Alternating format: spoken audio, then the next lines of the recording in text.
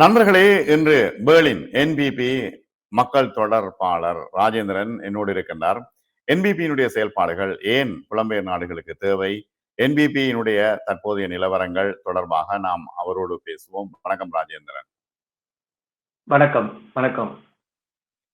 Right. இப்பொழுது இருக்கின்ற முக்கியமான விஷயம் என்னன்னா, என்பிபியினுடைய ஆட்சி இங்கே இலங்கையில் நடைபெற்றுக் கொண்டிருக்கிறது. ஆனால் கூட புலம்பெயர் நாடுகளில் என்பிபியினுடைய அமைப்பாளர்கள் ஒவ்வொரு நாடுகளிலும் இருக்கின்றார்கள். இப்ப என்பிபியை பற்றி இப்ப பேர்லின்ல தமிழ் மக்கள் என்ன நினைக்கிறார்கள்?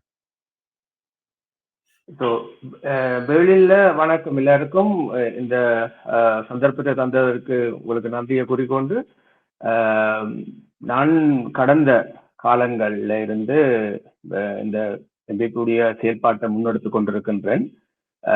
மக்களுடைய எங்களோட அரசாங்கத்திற்கான அந்த அவர்களுடைய நினைப்பு, அவர்கள் எதை சிந்திக்கிறார்கள் நாம் பல மக்களுடன் கழித்து கொண்டுதான் இருக்கின்றேன்.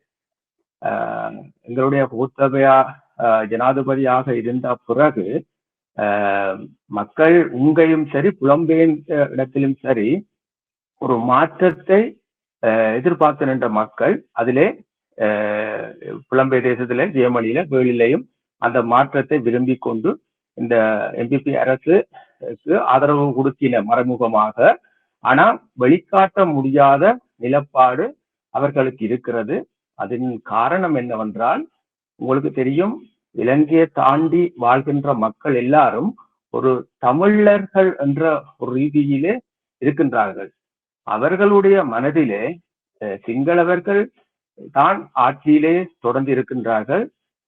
என்பிபி அரசு ஒரு நல்ல கொள்கையும் ஒரு நல்ல நடவடிக்கைகளையும் முன்னெடுத்தாலும் அந்த மக்களுடைய மனதிலே இருக்கின்றது எங்களுக்கு ஒரு ஏமாற்றம் கிடைக்கும் என்ற ஒரு அந்த பாதிப்பு தான்.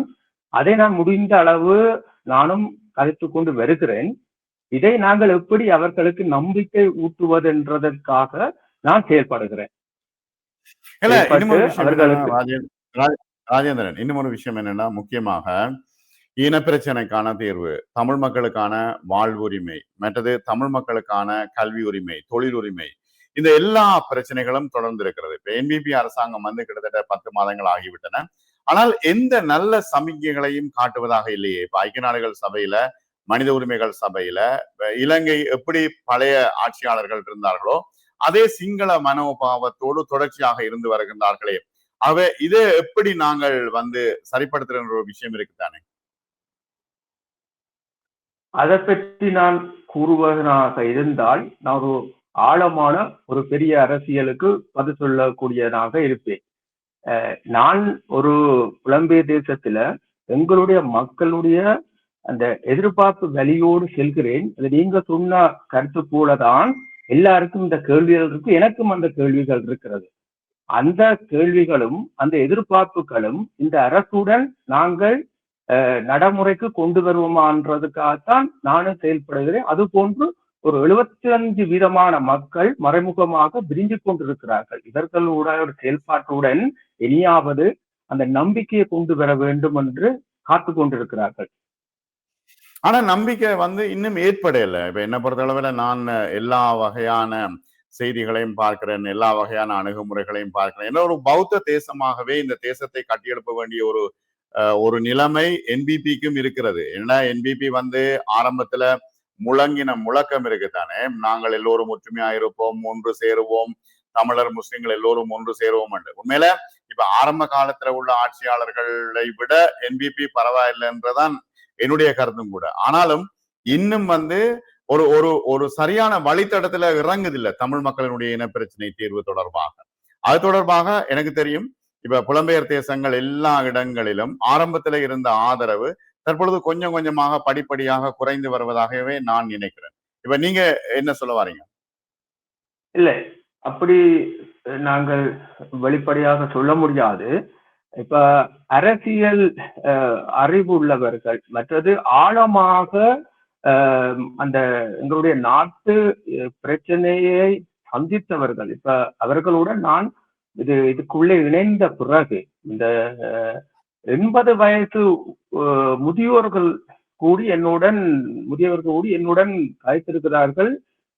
தம்பி வந்து ஆரம்ப நிகழ்விலிருந்து இப்ப மட்டும் அவர்கள் சொல்லுகின்ற கருத்துக்களும் இந்த சட்டங்களும், உதாரணத்துக்கு இப்ப அந்த இங்கிலாண்டர் போனா பிறகு, நாட்டை விட்டு போனா பிறகு அமைக்கப்பட்ட சட்டங்களை இந்த இஜிப்திய அரசாங்கம் மாற்றி இலங்கை பூர்வாக இருக்கின்ற மக்களுக்கும் அந்த நாட்டுக்குமான ஒரு சட்டத்தை கொண்டு வரணும் என்றதை நான் ஆழமாக நினைக்கிறேன்.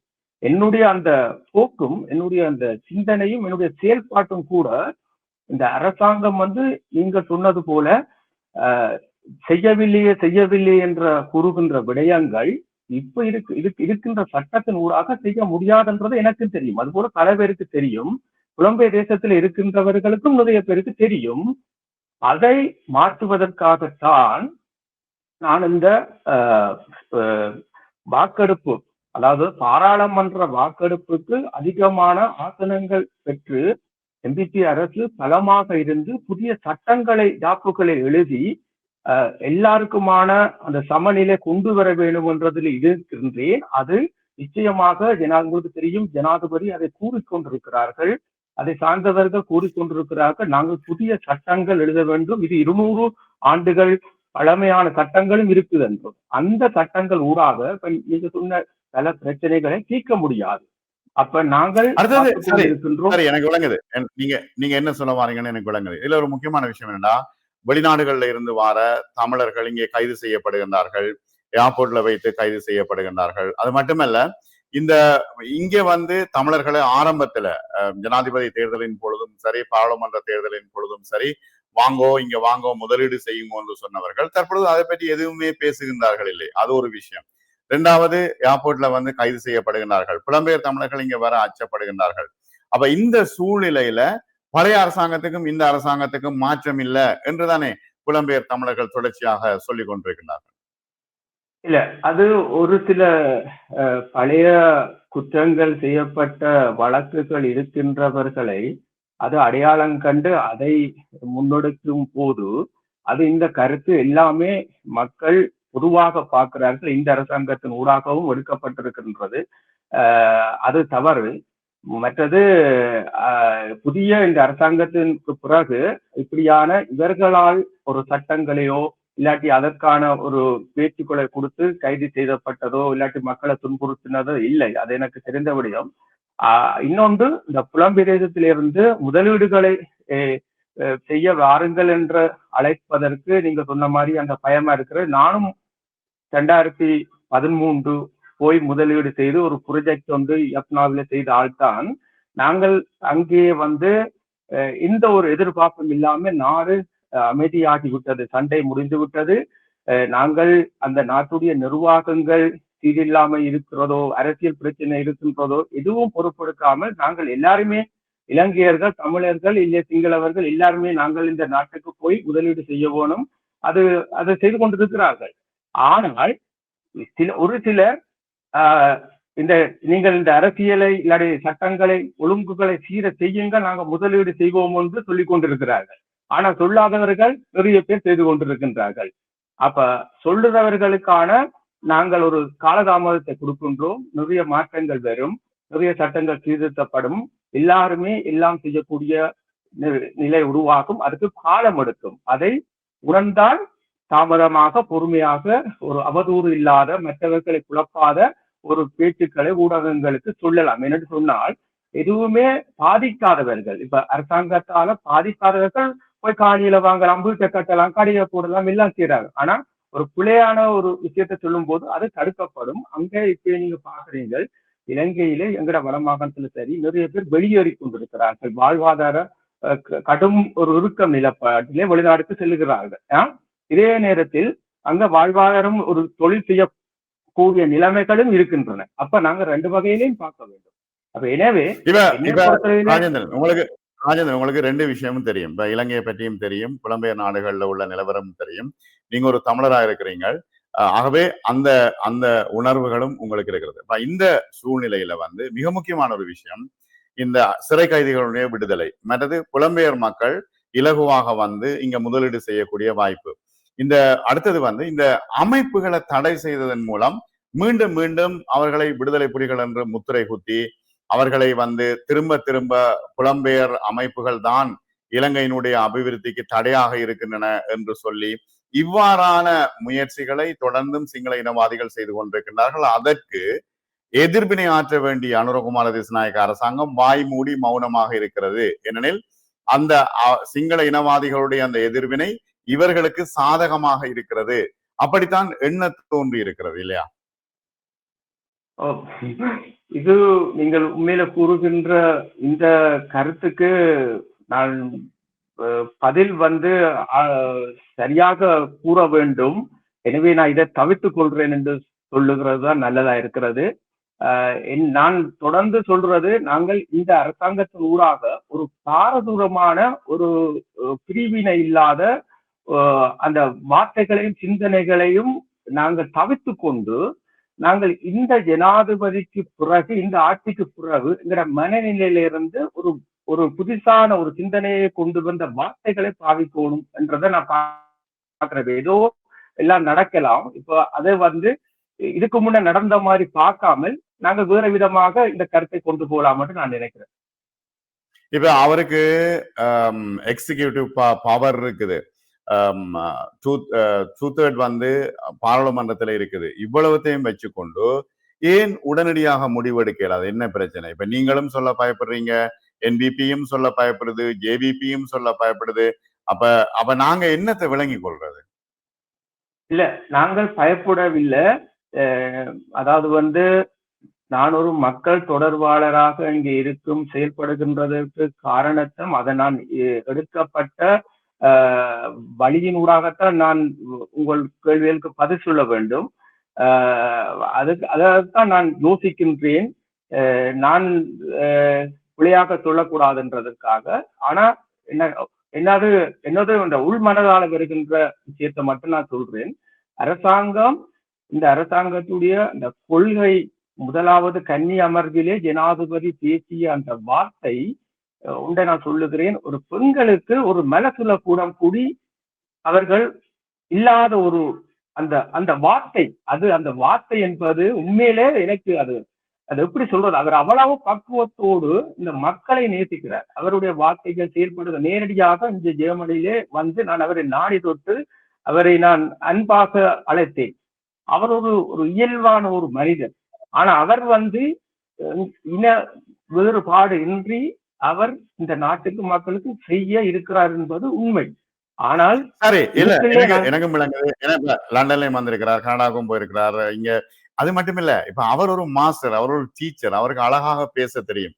இப்ப அவரை வச்சுதான் இப்ப ஜேவிபி இயங்கி கொண்டிருக்கிறது. ஏனெனில் இப்ப அதான் நான் சில நேரங்கள்ல இன்டர்வியூ எடுக்கிற நேரம் கேட்கிறேன். ஓகே, அனுரகுமார திசாநாயக்கா இல்லைன்னா அடுத்த தலைவர் யாருன்னா ஒருத்தரையும் கை காட்ட முடியாமல் இருக்கிறது. ஏன்னா அவருடைய பேச்சு வசீகரம் அதெல்லாம் ஒரு பிரச்சனை இல்லை. ஓகே, டாய்லெட் இல்ல, பிரச்சனை இல்லை. படிப்பு கல்வி தொடர்பாக தொடர்ந்து அவர் பேசி வருகிறார். மக்களுடைய மனங்களை கவருகின்றார். கடைசி அந்த மேதின கூட்ட உரை கூட மிக கவர்ச்சிகரமா இருந்தது. அது இல்ல பிரச்சனை என்னன்னா, சரி, இப்ப நீங்க ஒரு தமிழரா சொல்லுங்களேன். நீங்க மற்ற விஷயங்களை விடுங்களேன். நீங்க ஒரு தமிழரா சொல்லுங்க, இனப்பிரச்சனைக்கான தீர்வுல ஜேவிபி ஏன் முன்னெடுக்க முடியாமல் இருக்கிறது? சரி, சட்டத்துக்குள்ளால முன்னெடுக்கணும்ன்றீங்க, எல்லாம் செய்றீங்க. ஆனால் வாக்கு வங்கிக்காக எல்லாம் பேசி போட்டு இப்ப அமைதியா இருக்கிறார்கள் மாகாண சபை தேர்தல் வரும் வரைக்கும். அப்படியா? இப்ப நான் உண்மையிலே நான் இந்த எம்பிபிக்கு உறுப்பினர் இல்லாமல் ஒரு பொதுவான ஆளா இதை சொல்லுவனாக இருந்தால் அந்த வார்த்தையை நான் சொல்லுறேன். இது சரியா இருக்கும். இப்ப ஜனாதிபதியோட கன்னி அமர்வுல ஸ்ரீதர் எங்கட தமிழ் தரப்பு வந்து ஜனாதிபதியை சந்திக்க வேண்டும், எங்கட இனப்பிரச்சனை கலைக்க வேணும் என்று சொன்ன போது உடனே அவர் அடுத்த கிழமையதோ எல்லாரும் போய் சந்திச்சிருக்கீங்க. சந்தித்து எங்கட தமிழருக்கான நீங்க யாப்பு எழுதி கொண்டு வாங்கோ, நீங்க என்னென்ன எதிர்பார்க்குறீங்கன்னு வாங்கோன்ற விஷயத்தை எங்கள் தமிழ் தரப்புக்கு சொல்லியிருக்கீங்க. இன்று நீங்கள் அதை பார்த்திருக்கிறீங்களா? அதை பற்றியான ஏதாவது வார்த்தைகள், ஏதாவது விஷயங்கள் உங்களோட காதுல வந்திருக்கிறதா? இல்லை. ஆனால் எங்கட தமிழ் தரப்பு அரசியல்வாதிகள் என்ன சேர்க்கணும் பண்றோம், அதுல இருந்து எங்கட தமிழர்களுக்கு ஒரு நம்பிக்கை ஊட்டுற மாதிரியான அந்த விடயத்தில முன்னெடுத்து தாங்கள் ஒரு தயார் பண்ணி எங்கட தமிழ் இனம், தமிழ் எங்கட இடம் பேசும் என்று சொல்லி ஏதாவது ஒரு முன்னெடுத்திருக்கோம். ஆனா இதுவரையில் அலுவல் ஒன்றும் பெறவில்லையே. அது யாருமே அந்த அவர்களிடம் அந்த கேள்வியை கேட்கவில்லையே.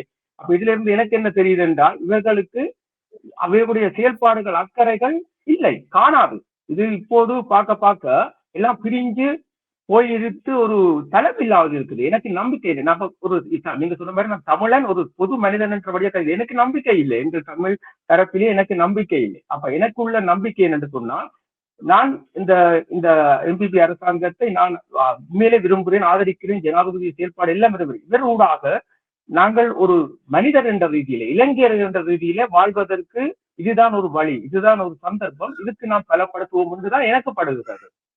அதன் ஊடாகத்தான் நான் அதை நம்புகிறேன். சரி, என்னன்னா இது நல்ல ஒரு போல், நல்ல ஒரு பந்து அப்படியே தமிழர் தரப்புக்கு அடிச்சு விட்டு இப்படித்தானே எல்லாரும் செய்து கொண்டிருந்தார்கள். ஜாப்ப எழுதிட்டு வாங்கன்னா அவர்களுக்குள்ள அடிபட்டு கொண்டிருப்பார்கள். என்னன்னா ஸ்ரீதரன் ஒரு பக்கம் அடிபடுறார், சுமந்திரன் ஒரு பக்கம் அடிபடுறார், கஜேந்திரன் ஒரு பக்கம் அடிபட்டு கொண்டிருக்கிறார், டக்ளஸ் தேவானந்தா இன்னொரு பக்கம் நிற்கிறார்.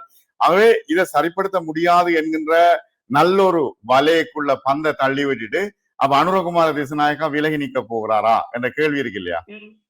இல்ல அப்படி நாங்களும் கூறக்கூடாது, அவரும் நினைச்சிருக்க மாட்டாரு. இப்ப என்ன சொல்லுங்க வாப்பம், எல்லாரும் இதுக்கு பிறகு யாழ் மாவட்டத்திலே 3 எம்பிகள் வந்த பிறகு என்ன சொன்னார்கள், நாங்கள் பிரிஞ்சிருப்பதற்கு தான் காரணம், எனவே நாங்கள் ஒற்றுமையாக உள்ளவர். அப்ப ஒற்றுமையாகிறதுக்கான வாய்ப்புகள் இன்று மட்டும் இருக்கிறது. அப்ப அவர்கள் சேர்ந்து இயங்குறதுக்கான வாய்ப்பு இன்று மட்டும் இருக்கு. ஜனாதிபதி சொன்னா பிறவாது சேர்ந்து இயங்க வேணும். அப்ப ஜனாதிபதி நினைச்சிருக்க மாட்டார் இவங்க பிரிஞ்சு போனாங்க, இவங்க இதை கொண்டு வர மாட்டாங்க, அதனபடியா அது சரிவராது நினைச்சு சொல்லியிருக்க மாட்டாரு என்று நான் நினைக்கிறேன். இந்த இவ்வளவு கருத்தும் நான் பொது மனிதன் தனிப்பட்டவராகத்தான் நான் பேசுறேன்னா, அப்ப நாங்கள் என்ன பார்க்கிறோம்னா, நீங்கள் இதுக்கு பிறகு புலம்பெயர் தேசத்திலேயும் ஒரு பலமான கட்டமைப்பு, நாட்டிலேயும் ஒரு கட்டமைப்பு அமைத்து அதற்கான நடவடிக்கை எடுத்துக்கொண்டு வந்திருந்தா இன்றைக்கு நம்பிக்கை எங்க தமிழ் தரப்பிலே கூடியிருக்கும். ஆனா அது இல்லை. ஆனா இப்ப நான் உங்களுக்கு தெளிவாக சொல்றேன், புலம்பெயர் தேசத்தில் எல்லாரும் சரி, இல்லாட்ட மனத்திலே இந்த அரசாங்கம் நல்லா செய்ய வேண்டும் என்று பார்த்து கொண்டிருக்கிறார்கள். ஆனால் விளங்கியவர்கள் ஓகே நாங்க தாமதமா பொத்தி இருப்போம், இது ஒரு பெரிய பெரிய காலக்கெடு எங்களுக்கு தேவை என்று இருக்கிறார்கள். ஆனா பொறுக்காதவர்கள் தான் இதை குளறி கொண்டிருக்கிறார்கள் எனக்கு தெரியும். அடுத்து என்ன பிரச்சனைன்னா பாருங்க, ஜனாதிபதி தேர்தலில் அமோகமா தமிழ் மக்கள், முஸ்லிம் மக்கள் எல்லோரும் அள்ளி கொடுத்தார்கள். ஓகே, பழைய இந்த ஊழல்வாதிகள் எல்லோரும் போக வேண்டும் என்று அள்ளி கொடுத்தார்கள். திரும்ப யாழ்ப்பாணத்து மக்கள் எம்பி பாராளுமன்ற தேர்தலிலே 3 எம்பிக்களை கொடுத்தார்கள். பெரிய ஆச்சரியம். ஏன்னா தென்னிலங்கை சிங்கள கட்சி ஒன்றுக்கு தமிழ் மக்கள் அள்ளி போட்டது. அடுத்தது உள்ளூராட்சி சபை தேர்தலுக்கு முதல்லேயே ஜனாதிபதி ஒரு பெரிய ஒரு பிரச்சனையை கொண்டு வந்தார். காணிகளை எல்லாம் அளந்து அரசாங்கத்துக்கு எடுக்க போறோம்னு கொண்டு வந்தோடனே எல்லாரும் பயந்துட்டார்கள். வெறுமனே இந்த பாதையை திறந்து விட்டது மட்டும்தான், வேற எந்த முன்னேற்றத்தையும் காண இல்லை. ஆகவே எப்படி நாங்க நம்புறது என்பிபி என்ற ஒரு கேள்வி இருக்குதானே.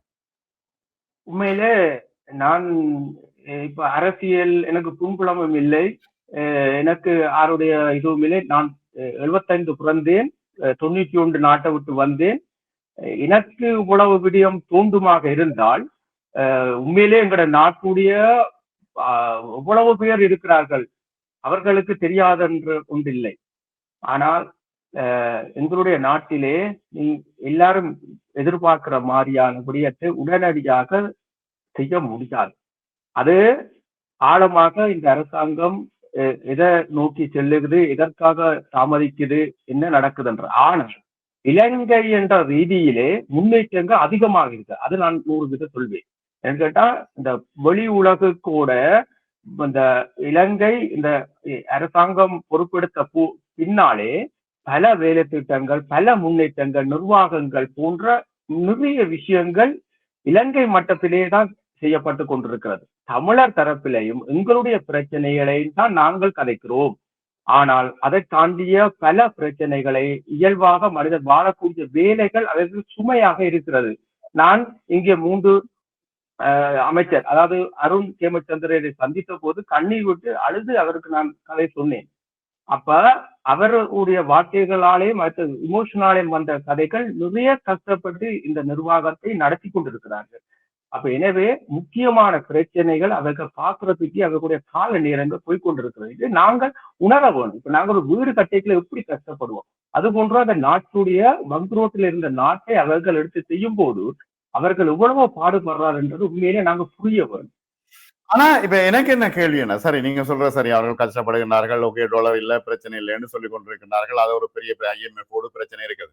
ஆனா என்னண்டா இப்ப அனுரகுமார திசுநாயக்கா ஜனாதிபதியா வந்த பிறகு தமிழ் மக்கள் இனப்பிரச்சனைக்கார எந்த சமிக்கையும் சொல்றாரு இல்ல.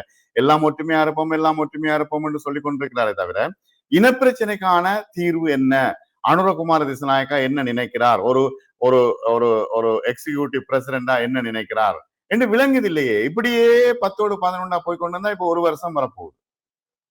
இந்த கேள்விக்கு நான் இலங்கையர் இல்லாமல் ஒரு நல்ல பதில் சொல்லலாம். என்ன நீங்க இந்தியனாக நினைக்கலாம், நேபாள்காரனாக நினைக்கலாம்.